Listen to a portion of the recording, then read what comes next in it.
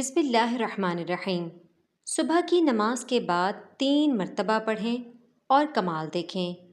ناظرین کرام، آج کی اس ویڈیو میں آپ کو چند ایسے کلمات کے بارے میں بتانے جا رہی ہوں جو کہ دنیا کے تمام مسئلوں کے لیے بہت بہترین ہیں۔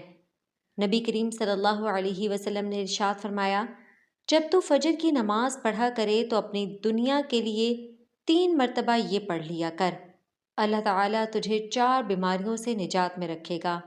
نمبر 1 پاگل پن، نمبر 2 کوڑھ، نمبر 3 اندھا پن، نمبر 4 فالج۔ اب جان لیتے ہیں کہ ان چاروں بیماریوں سے نجات کے لیے کون سی دعا پڑھی جائے۔